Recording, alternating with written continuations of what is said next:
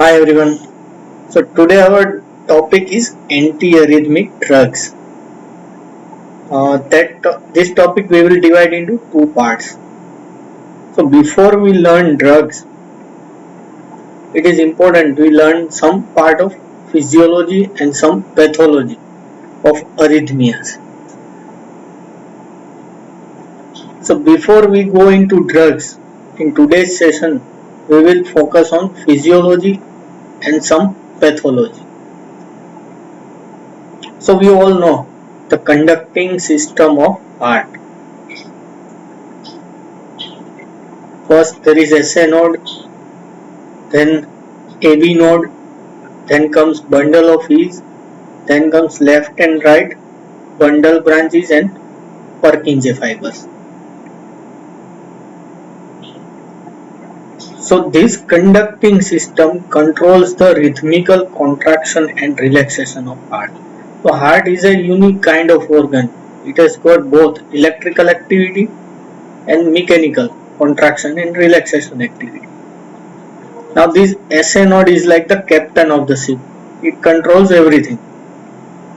So this is conducting system of heart. SA node impulse travels to AV node, then bundle of His, left and right bundle branches and Purkinje. His Purkinje system is there.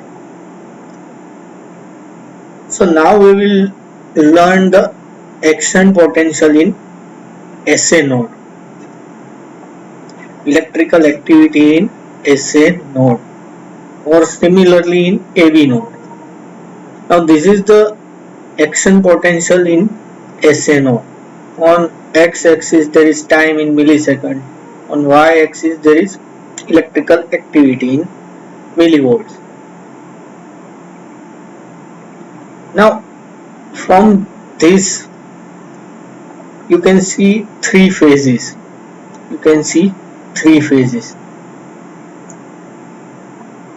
This little upward direction. Say this is our phase, first phase. Then there is sudden rise that we call as depolarization. This is small depolarization, slow depolarization. Then there is big depolarization wave, steep. Then after some level it will start to repolarize. Then at some level it here again starts to depolarize in upward direction.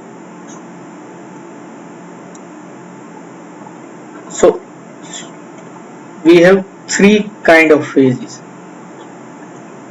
This small, then this steep depolarization, then this repolarization, then again this small slowly developing depolarization. And this slowly developing depolarization doesn't require any kind of stimulus. It is automatic in nature. This part is automatic in nature. That is known as automaticity. It is a unique property of cardiac pacemaker tissues. This is a unique property, automaticity. It results in spontaneous generation of action potential.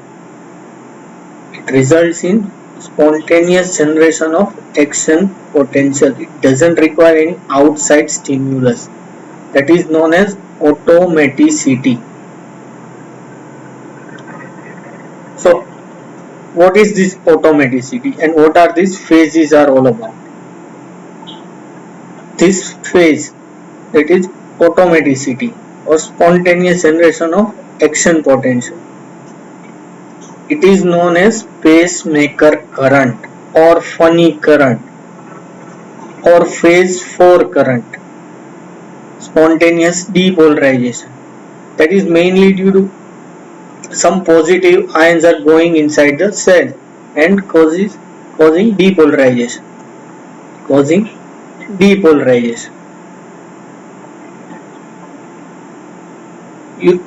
Major ion is sodium. Also calcium is there. For pacemaker current, sodium and also calcium is responsible, but sodium is of major importance. So this is known as funny current or pacemaker current. Once this reaches up to some threshold value, this pink or grey shaded area, then there will be rise in the electrical activity, and this is depolarization, steep curve, depolarization, and this depolarization is due to entry of calcium inside cell. This is due to entry of calcium, opening of calcium channel, calcium will come inside the cell, and this depolarization is due to calcium channels. Then repolarization we all know due to potassium going out. Potassium going out. This is repolarization or phase 3. Phase 0 is depolarization phase. Phase 3 is repolarization. Then repolarization, at some point again there will be slow development of depolarization. That is our pacemaker current. That is unique property of cardiac pacemaker cells like SA node, AV node. Now why it is known as funny current? Because it is activated during repolarization phase. Normally depolarization needs something positive inside, but this funny current is activated through repolarization. That's why, because of its odd property, it is known as funny current. Sodium and calcium both are responsible for this funny current, but sodium we will focus on more on this sodium. So phase 4 is our pacemaker current, phase 0 is due to calcium entry, and phase 3 repolarization is due to potassium channel opening and potassium going out. So here sodium channel, potassium channel and calcium channel and potassium channels are involved. Now just imagine if we block this sodium channel in this pacemaker current, what will happen? Can you imagine if we block sodium channel in pacemaker current? What will happen to this graph? Can you imagine? Now this slope will be decreasing. This slope, instead of going like this slope will be going like this in the direction of this arrow. Can you see? So that will be the effect of sodium channel blocker. Again, the slope has changed. Also, here the threshold voltage has got on the upper side. Instead of here, the threshold voltage is on upper side. Threshold voltage. Now threshold voltage means at some depolarization value there will be shoot up. At some depolarization value there will be shoot up. This depolarization, after reaching this value there is a sudden rise. So here it is this, and when we are giving sodium channel blocker, the threshold value has gone slightly upwards. So what is the meaning of this? Meaning of giving sodium channel blocker, we are reducing the automaticity in nodal tissues. We are reducing the automaticity in the nodal tissue. Firing rate will be less automaticity. So this is the effect of sodium channel blocker. The sodium channel blockers decrease the automaticity. So you can now see in this figure, this slope when we give sodium channel blocker has been decreased. This slope has been decreased, and the threshold has been on the higher side. The threshold has been on the higher side. ultimate effect is decrease in the automaticity. So effect of sodium channel blockers on nodal tissue is to reduce the automaticity by decreasing the slope of phase for depolarization or pacemaker current, and they also increase the threshold value. So dual effect, by this dual effect there is decrease in automaticity.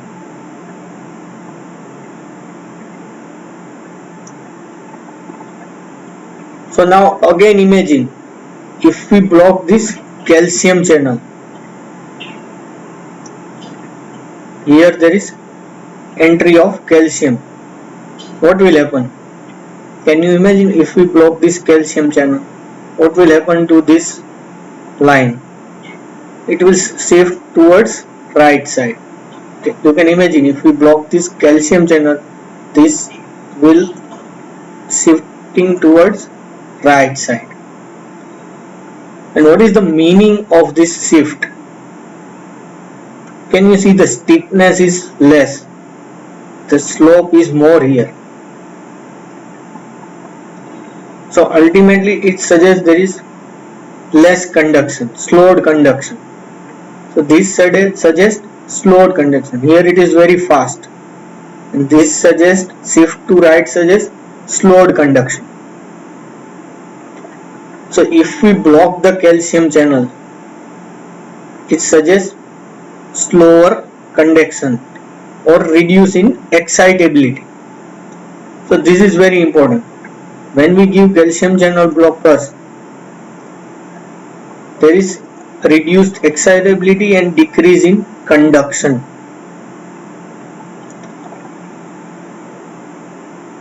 So when we give calcium channel blocker, there is slow rise in action potential, shift towards right hand side.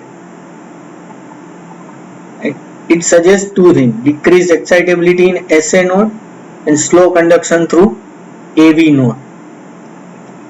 Now remember this effect. Calcium channel blockers, they decrease the conduction through AV node.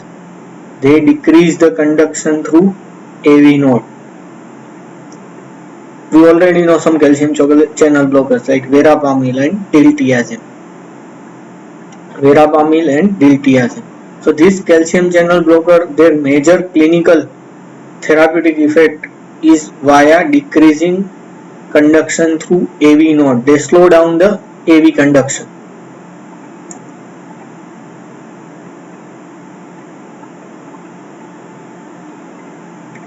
Now SA node has firing rate of 60 to 100 per minute. AV node has 50 to 60 per minute. Bundle has 50 to 60. Purkinje has 30 to 40 per minute. So now SA node is the most powerful nodal tissue normally. That's why SA node is the native pacemaker. SA node is the captain of the ship, and it has the maximum power 60 to 100 per minute. So SA node will drive the heart. Despite AV node, bundle of his, Purkinje system having their own firing rate, SA node will suppress all of them, which is known as overdrive suppression. So the AV node, bundle of his, Purkinje system, they are latent pacemaker. Sometimes in abnormal condition, these latent pacemakers can become powerful, that we will see. So we have dealt with pacemaker tissues. Now heart has two tissues: pacemaker tissue and cardiac muscle, myocytes. So action potential in pacemaker tissue and myocytes are totally different. In between, just remember this terminology: refractory period or effective refractory period. It is the period during which a region of cardiac tissue cannot be excited by an impulse. Simple, it is a period during which an action potential cannot excite the tissue, known as effective refractory period. Now action potential in cardiac muscle or myocyte is totally different from pacemaker tissue. That is the very important thing we have to learn today. Both action potentials are different from pacemaker tissue to myocytes. Both are completely different. So this is a action potential in myocyte. So from here we can see this is resting membrane potential. It is a flat line. Then after some stimulus there is sudden spike.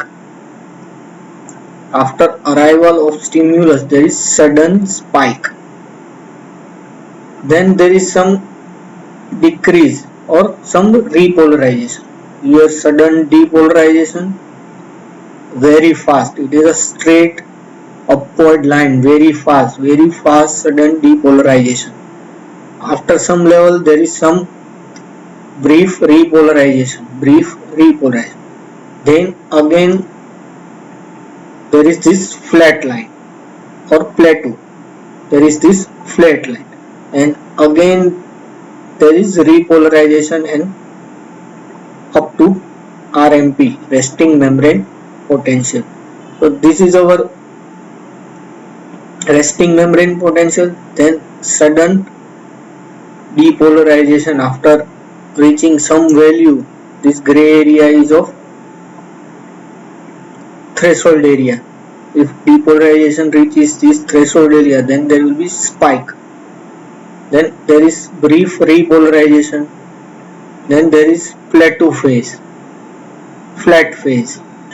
Then repolarization and again reach up to resting membrane potential. So what are the ions involved in these phases? In phase 4 or resting membrane potential, outward potassium and inward sodium current are equal in nature. Outward going potassium and inward coming sodium are equal in nature. So there is a flat line. That is known as resting membrane potential. Potassium going out and sodium coming in are balancing each other. Now at arrival of stimulus, there will be opening of sodium channels. And there will be sudden spike, acute fast spike. That is due to entry of sodium inside the cell. This straight sudden spike, that is due to opening of sodium channels. After some level, this sodium channel will get inactivated. And there will be exit of potassium. So there will be some repolarization. There is brief period of repolarization. Sodium channels are becoming inactivated and potassium is going out. So there is brief repolarization. Now there is this flat phase or plateau phase. So it means there is some balance. Ions coming in and ions going out. So in this flat phase, calcium is going inside the cell and potassium is going out, and there is balance between them. Inward direction of calcium and outgoing potassium, they balance the ionic flow. So that's why this is flat line. At some point, calcium channels will get inactivated and potassium will be going out. So there is a repolarization. Phase 3 or repolarization. Potassium is going out and ultimately it will reach the RMP, resting membrane potential. So phase 4 is RMP. both sodium potassium balance each other out. During phase 0 is due to sudden entry of sodium. So this period is very fast, very steep, almost a straight up line. After that there is brief repolarization phase, phase 1, that is due to potassium going out. Then this plateau phase is due to inward going calcium and outward going potassium. After that there is the repolarization, that is phase 3, potassium is going out, repolarization. Now this sudden opening of sodium is very sudden, just remember that. It is very steep, almost straight up line. Now what happens if we block this sodium entry, if we block the sodium channel in this phase? Can you imagine? If we block this sodium channel, what will happen to this line? Similarly, like calcium channel blockers, we have seen this line will move towards right and there will be less steepness. That is the effect of sodium channel blocker. And the meaning is, this is very fast, this steepness is very fast, and this is very, and this is compared to this steepness is less. So this suggests conduction has slowed down. Conduction has slowed down. So sodium channel blockers reduce the conduction velocity through myocardium. Remember, this sodium channel blocker reduce conduction through myocardium. Conduction velocity, conduction speed is decreased when we give sodium channel blocker inside myocardium. Now if we block potassium channel, what will happen to this figure? If we block potassium channels, can you imagine this part where potassium is involved? What will happen? This plateau phase will be slightly longer and repolarization will be slightly longer. So this is the effect of potassium channel blocker. But when we give potassium channel blocker, what will happen? Total action potential duration is more. From this to this, total action potential duration is more. So potassium channel blockers prolong the action potential.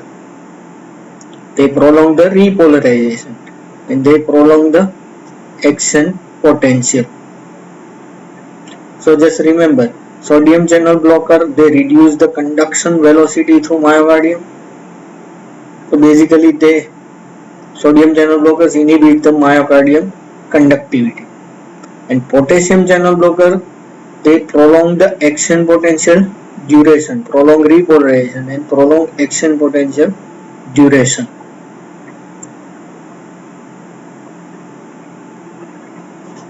So let us revise. So nodal tissue, in nodal tissue phase 4 was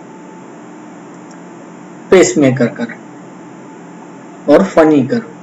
Now phase 0 was due to calcium entry and repolarization due to potassium going outward. So this is different and action potential in myocyte is totally different. The unique property is automaticity or funny current or pacemaker current. And during depolarization is calcium dependent. The depolarization phase is calcium dependent.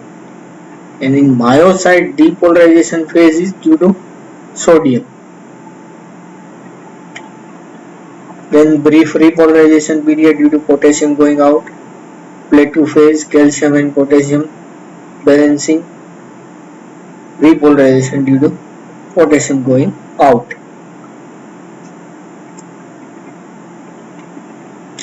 Now we can revise something about ECG.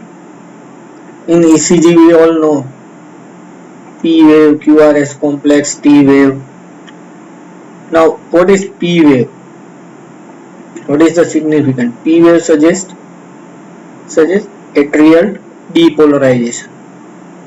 P wave suggests atrial depolarization. Then QRS complex suggests ventricular depolarization, and T wave suggests ventricular repolarization. PQRST. Now there are some durations and intervals. Now PR interval, it begins with P wave and ends with initiation of Q wave, that is known as PR interval. Now PR interval is suggests initiation of atrial depolarization up to initiation of ventricular depolarization. So it is the conduction from atria to ventricle through AV node. So PR interval suggests conduction through AV node.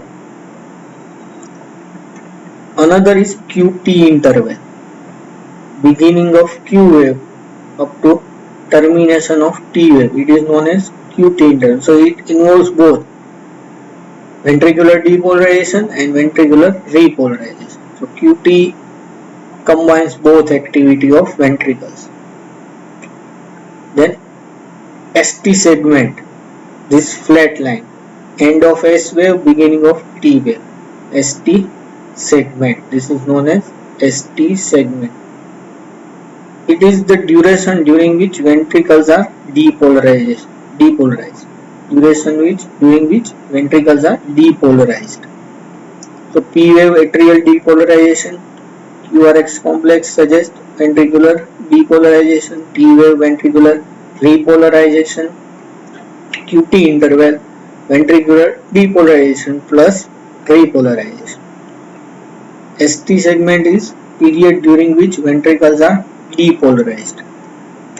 PR interval is conduction through AV node. Now when conduction through AV node is inhibited, then PR interval is prolonged. Like calcium channel blockers, we have seen that calcium channel blockers block the conduction through AV node. So calcium channel blockers can prolong PR interval. Similarly, potassium channel blockers, we have seen that they prolong the repolarization. They prolong the action potential duration and prolong repolarization. Then potassium channel blockers can increase the QT interval. Potassium channel blockers can increase QT interval. Now we will come to the pathology part. How various arrhythmias develop. So there are two major mechanisms. Disturbance in impulse conduction. Impulse is not conducted properly. And disturbance in impulse formation. Impulse is not formed correctly. So we will start with disturbance in impulse conduction.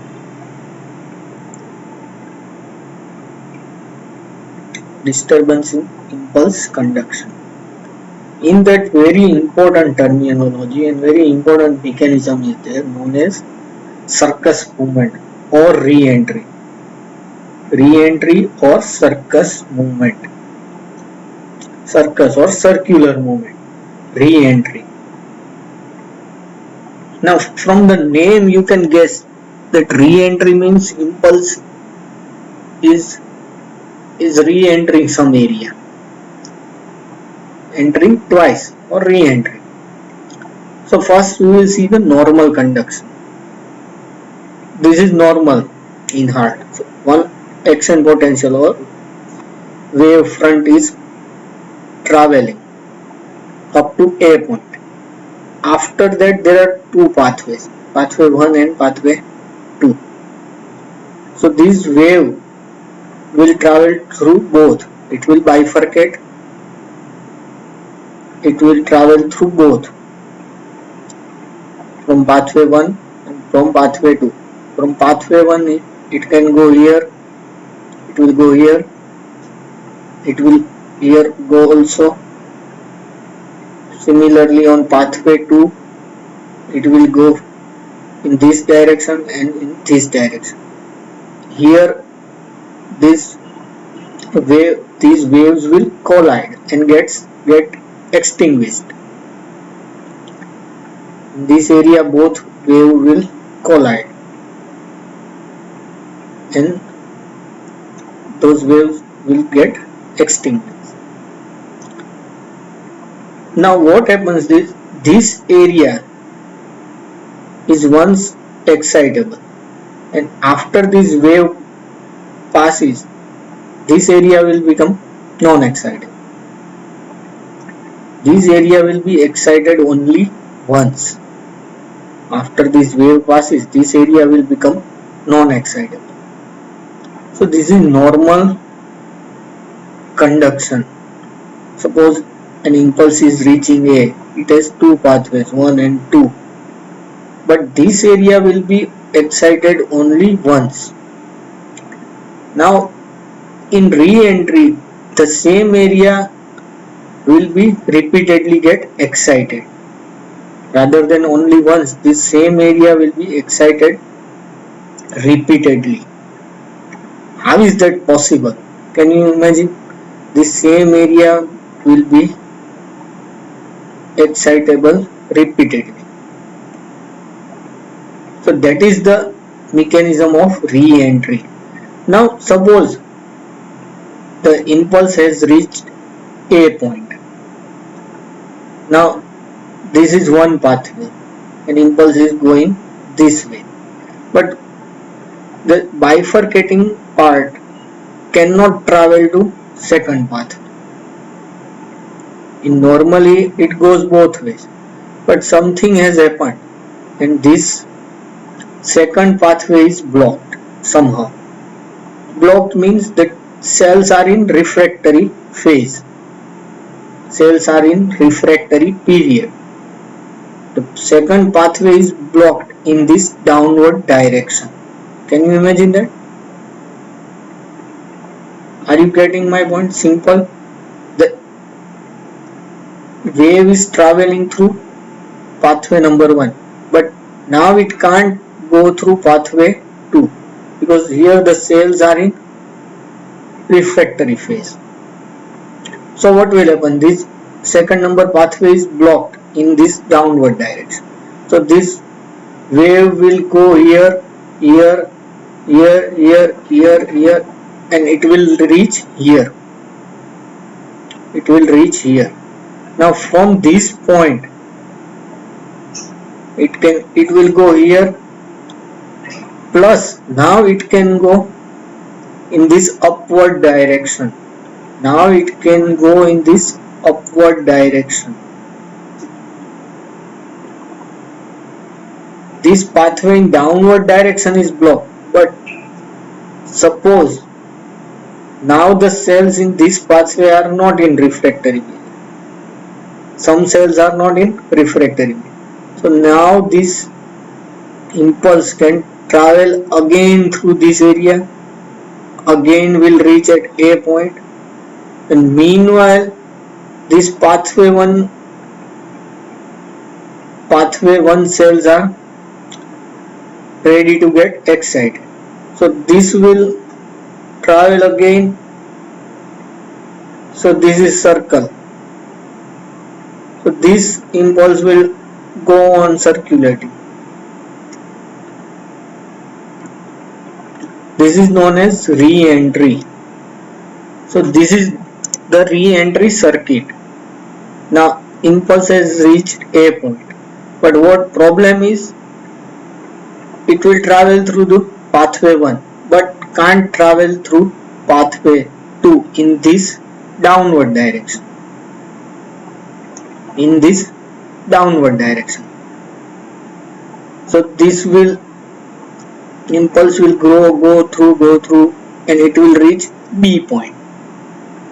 Now from this B point it can again travel in upward direction or retrograde direction. Unidirectionally this pathway is blocked. Blocked means the cells are in refractory phase, can't get stimulated. But when the impulse reach through this B point, some of the cells have recovered in this area. So this from this B point impulse can travel, although very slowly, because not all the cells have recovered. So through this retrograde or upward direction, conduction is slowed down. Conduction is slowed. So when this impulse from B reaches at A point, this area is again get ready to excited because they are not in refractory phase. So this will lead to again, this impulse will travel again it will reach to B point, and this will happen repeatedly. So this area will be excited repeatedly. This is known as re-entry. So there are two problems. One is there is unidirectional. Suppose block is in unidirectional, like in this figure downward direction, there is block. But retrogradely in this upward direction, conduction is there, although slow, but conduction is still there. So this is the mechanism known as re-entry or circus movement. So there are two requirements: unidirectional block and slow retrograde conduction. And this mechanism is involved in many kind of arrhythmia like paroxysmal supraventricular tachycardia, atrial flutter, fibrillation, ventricular fibrillation. This mechanism is involved in development of paroxysmal supraventricular tachycardia, atrial fibrillation, atrial flutter, ventricular fibrillation.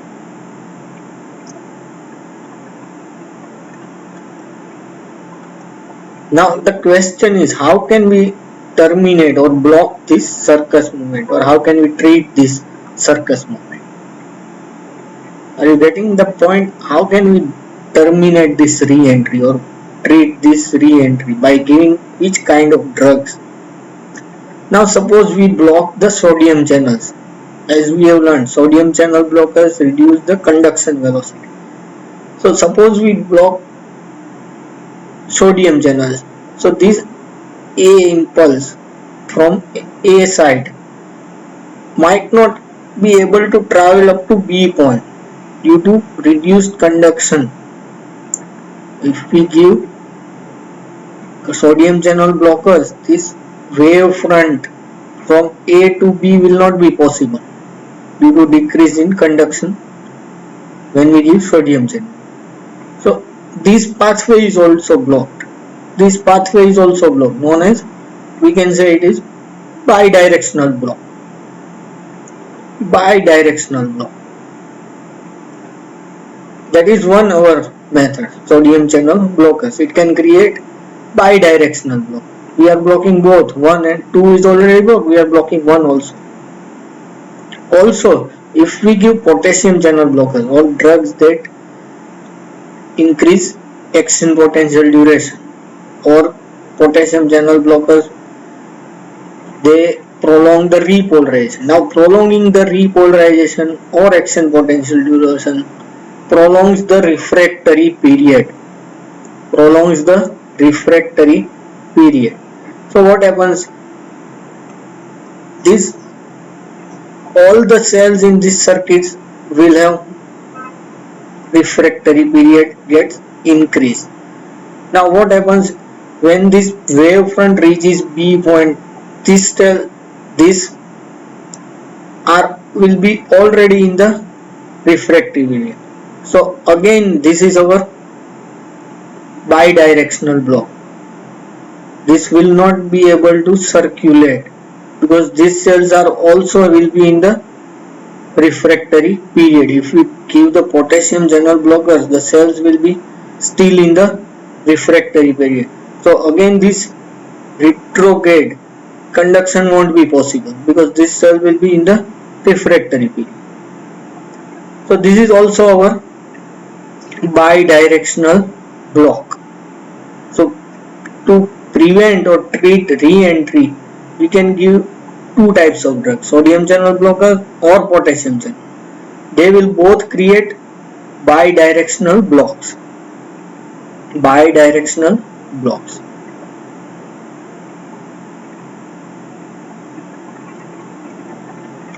So re-entry, it requires two conditions, unidirectional block and slow retrograde conduction.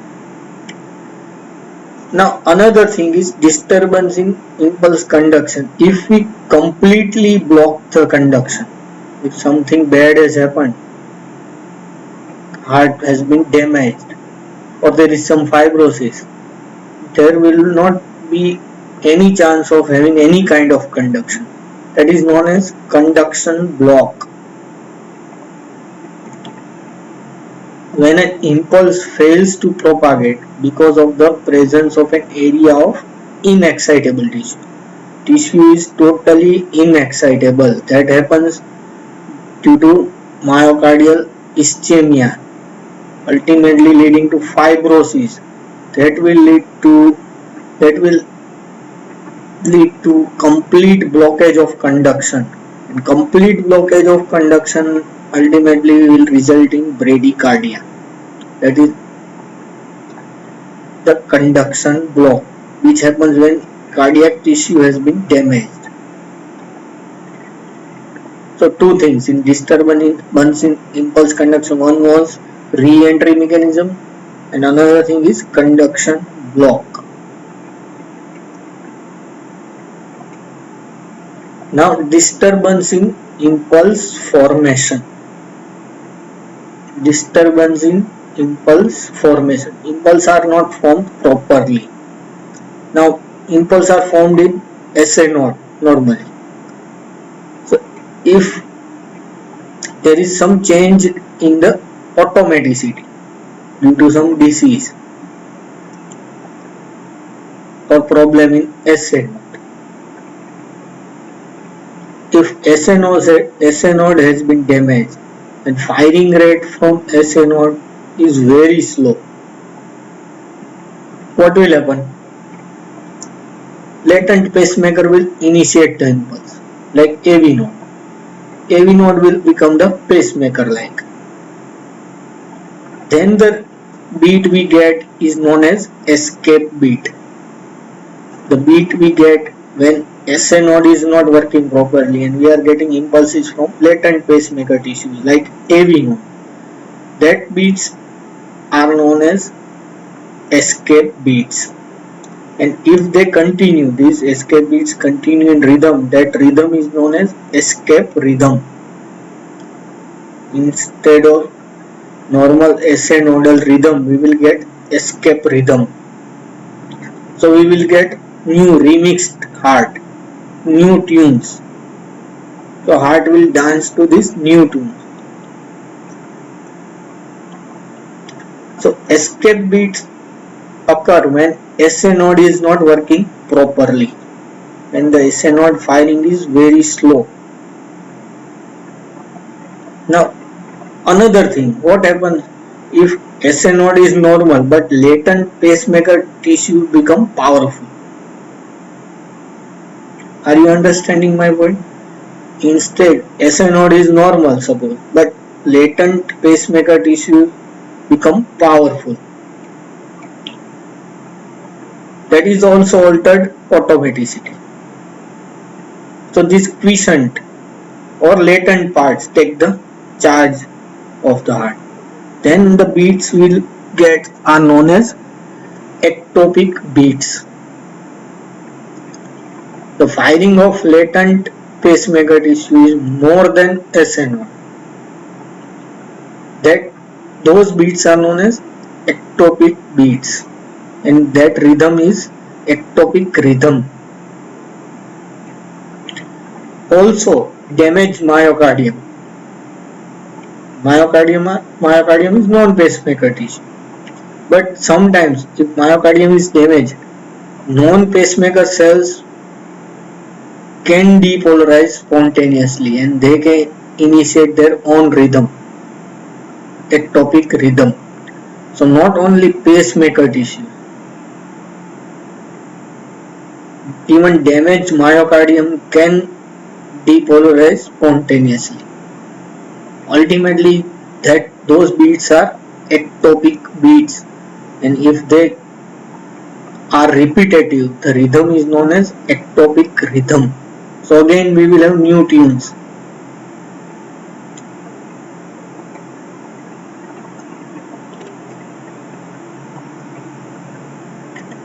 Now another problem in impulse formation is known as after depolarization.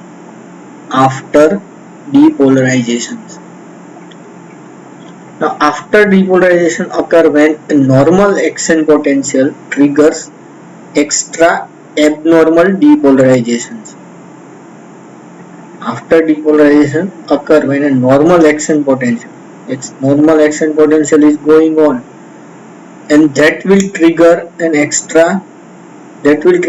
extra abnormal depolarization. So we will take an example. So we have seen this figure. So what will happen if we give potassium channel blocker? There will be prolongation of repolarization.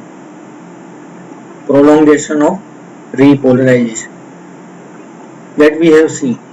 Now what happens when there is prolongation of repolarization? The sodium channel in normal action potential after this phase are in inactive phase. Sodium channel get inactivated. But what happens if there is action potential prolongation? Some of the sodium channels might get recovered. Can you understand? When the action potential is prolonged or prolonged repolarization, both are same. So some of the sodium channels might recover, and that will allow sodium entry inside the cell, and sodium entry inside the cell will lead to depolarization. So when this action potential is prolonged, so midway there will be starting of some depolarization.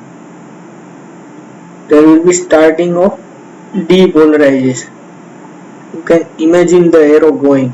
So midway or during repolarization there will be starting of some depolarization.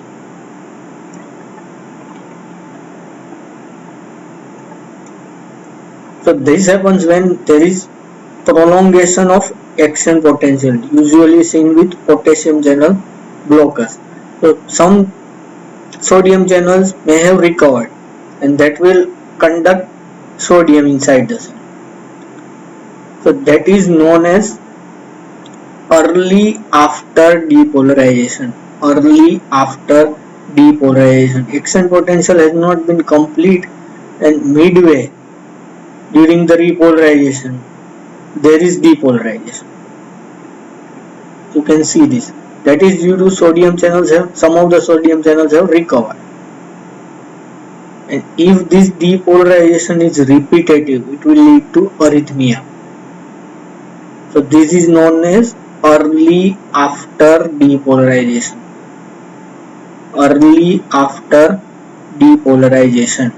If the depolarization occurs during the inciting action pattern, the action potential which is ongoing, and during that action potential another depolarization is triggered, and if this depolarization is repetitive, it will lead to arrhythmia. So this is example of triggered arrhythmia.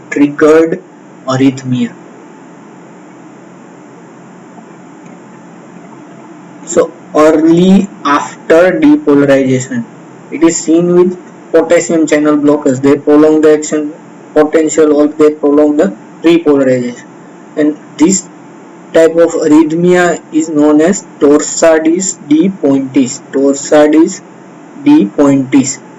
That is based on the ECG finding. The name is based on the ECG finding torsades de pointes. So this is known as early after depolarization. So this is example of early. Then you can imagine delayed after depolarization.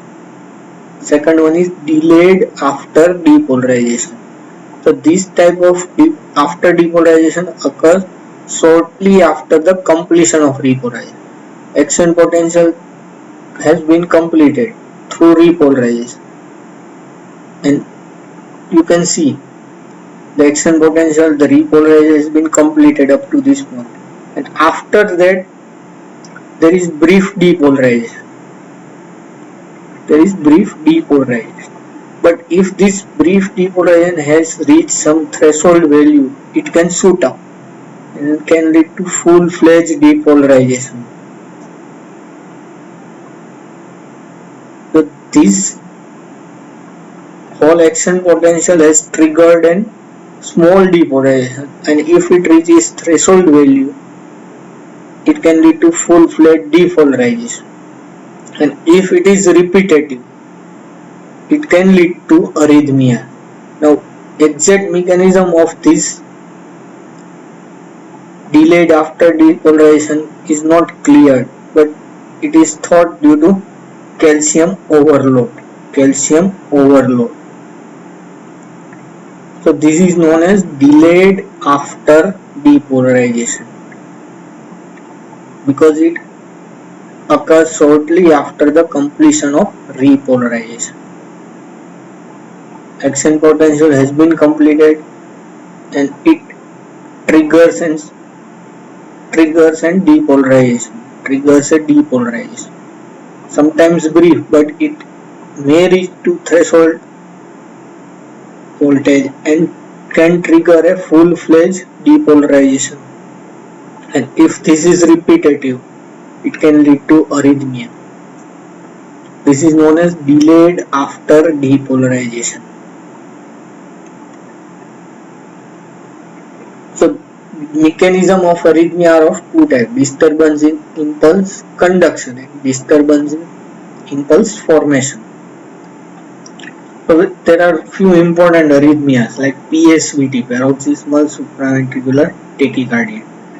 So ventricular, it is a supraventricular tachycardia. So problem is above ventricle, and paroxysmal means sudden. So paroxysmal supraventricular tachycardia. Another important arrhythmia is atrial flutter. Flutter means like hummingbird's wings fluttering very fast. Atrial rate is up to 350 per minute. Now, not all the impulse from the atria will travel to ventricle through AV node. Some will get blocked. So, after 300, only 150 will reach. So, 2:1 ratio. So, ventricular rate 150, 120 to 160 per minute. But in atrial flutter rhythm is normal. Atrial rhythm is normal, but very fast, up to 350 per minute. And opposite of atrial flutter is atrial fibrillation. In that atrial rate is high, but it is very chaotic and variable. Atrial rate is fast, but it is very chaotic. There is no fixed rhythm to it. That's why it is known as fibrillation. In that also ventricular rate is high, up to 150 per minute. And the counter ventricular part is ventricular fibrillation, which is very dangerous and fatal. Ventricular fibrillation is very dangerous and fatal.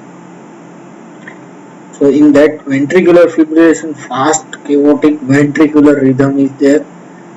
It is a medical emergency.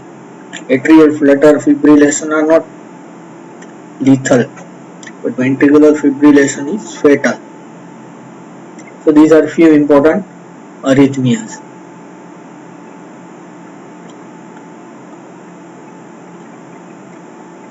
mechanism of arrhythmias: disturbance in impulse conduction. We have seen re-entry conduction block, disturbance in impulse formation.